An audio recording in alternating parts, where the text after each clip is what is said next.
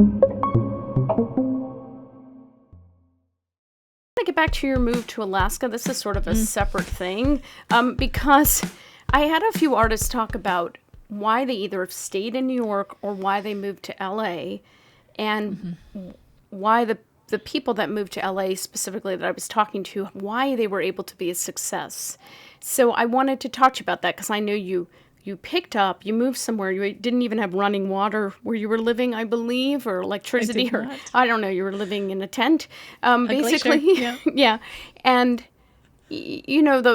just sort of like, how did you eventually become successful in a new place? Because you didn't go, like the people that I spoke to went to LA, they had made connections, they had been flying out there, they had been building a network, and you kind of went with nothing. I mean, you had a place to go, right? A job to go do. But, that was it. And you knew the job was going to be rough and you were going to be living in the wild, so to speak.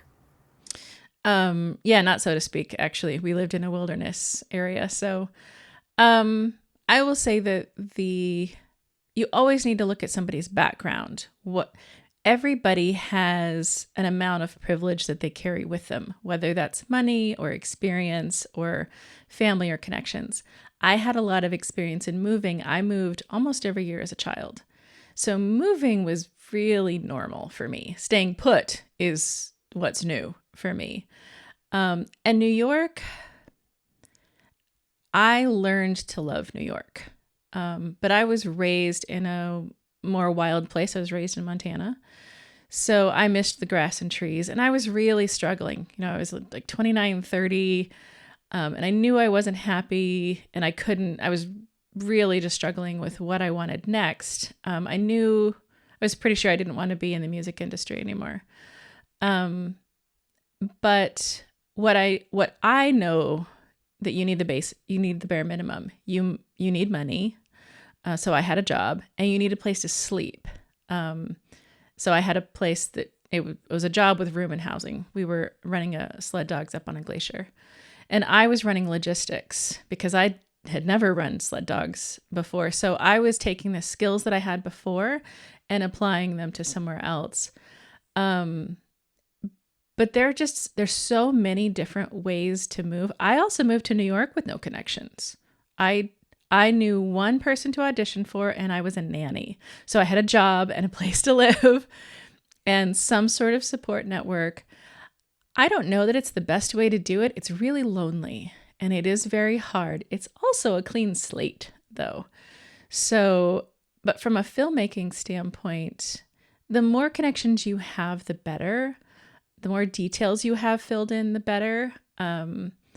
But it's possible either way. Like if there's something inside of you, and this is what was happening in New York, everything inside of me said I wanted to move to Alaska. There was no internet. I mean, we had a little bit of internet, but nothing like today. I think I was on a listserv. I think that's how I found my job. But you have so many more resources these days of what the place looks like, the more connections you can have, the better. But if there's something inside that just says move, trust it. You figure it out. The more pre-planning you have, often the easier it is. Like if I had thought to have a car in Alaska, my life would have been a lot simpler. But I was coming from New York, so I didn't think about a car. But Alaska's huge, so you definitely needed one. But you get there and you make it work, just like everything. I think it's just like starting a film. Like you can only plan so much, and then you have to start shooting and just see what happens, and you work with what you've got and you make it work. I think that's very well said. I think you do work with what you have, but you try to do a little bit of planning, and you don't just hitch a ride with a stranger across the road. Yeah, don't marry them.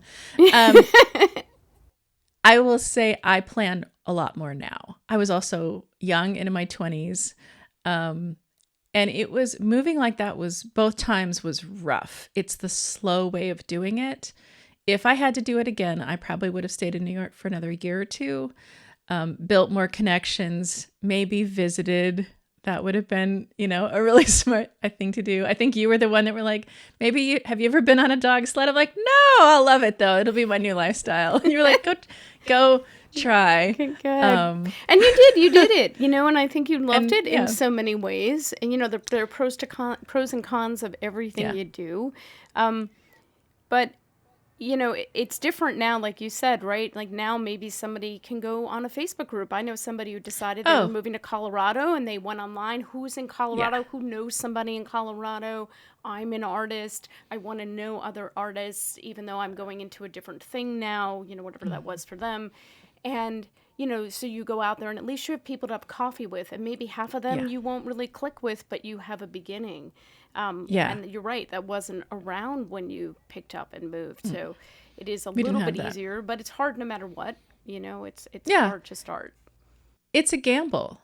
I think a lot of art is a gamble, and a lot of life is a gamble. You're like, well, you can't plan it to perfection. You just can't.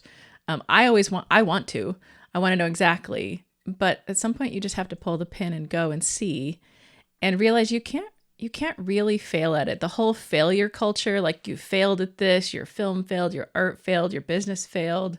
It's just information. That's just part of life. Right. I always say to people, if you wrote a script and then you got it made somehow and you put it out to the world, you didn't fail. It doesn't matter what people think of it. It doesn't even matter if you're like, well, it wasn't exactly what I wanted. You did it, though. You did it. If somebody made a lamp and they plugged it in and it turned on, you would say that's a success. Even if the lamp is cockeyed and looks funny and, maybe it doesn't balance well and it's an ugly color. It wasn't what you expected you were going to make, but you made it. It's still made. And it's its own unique thing. Art to me, and I think everything in life really, but especially art. I used to volunteer at a school, with the pandemic, it hasn't really been happening, but I was choreographing musicals at a school. And one of the things I was constantly trying to get through when some of the students who were really hard on themselves would make a mistake, they'd be crushed. And I'm like, well, it's boring if you were perfect. I could buy a robot and make it turn around and turn around and turn around and land a certain way every single time. But that's not a human. That's not art. Right. So it is, and that is generally in life, if we were all perfect, I don't know what the hell we'd be. It'd be so boring. It would, and it's a mantra. It's a personal mantra. I don't know if I ever talk about it much, but I have this inner idea that it's better to have an interesting life.